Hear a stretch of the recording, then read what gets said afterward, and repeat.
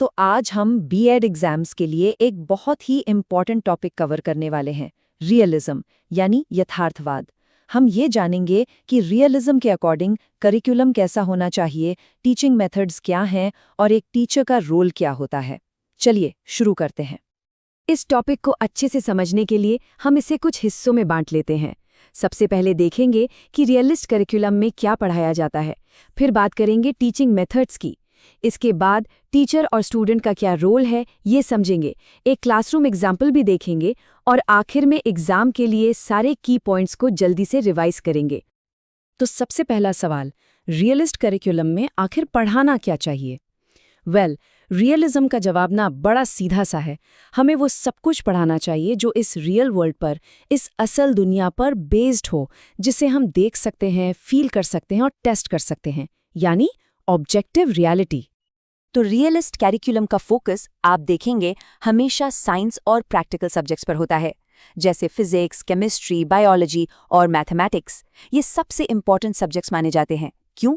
क्योंकि ये सब्जेक्ट्स हमें लॉजिक और ऑब्जर्वेशन सिखाते हैं, मतलब दुनिया को समझने का तरीका सिखाते हैं।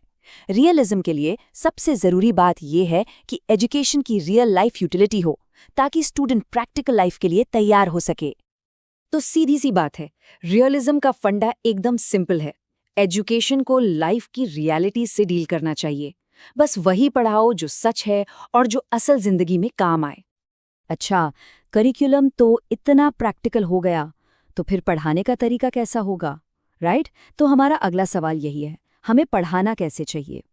देखिए, रियलिस्ट टीचिंग मेथड्स का एम स्टूडेंट्स को दुनिया की सच्चाई खुद डिस्कवर करने में हेल्प करना है।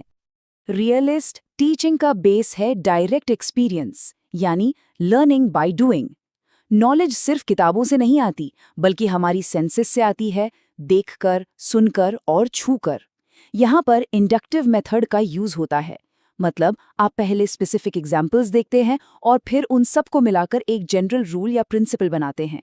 इसीलिए तो फील्ड ट्रिप्स और प्रैक्टिकल डेमोन्स्ट्रेशंस इतने इंपॉर्टेंट होते हैं।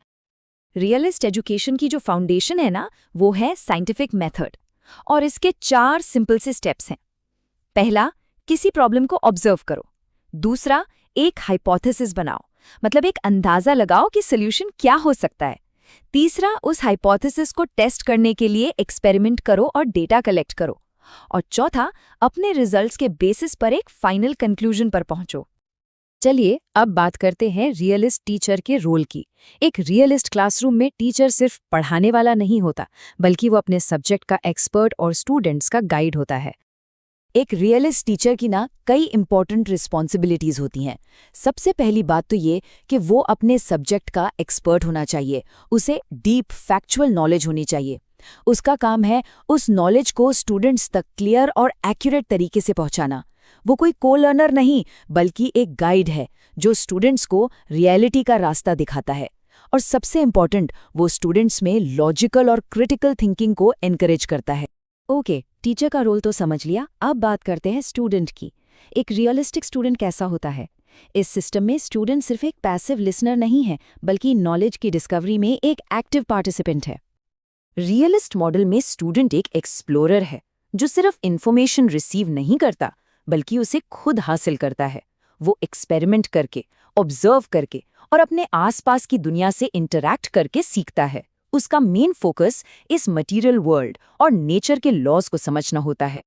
तो अगर हम टीचर और स्टूडेंट के रोल्स को कंपेयर करें, तो क्या पिक्चर बनती है?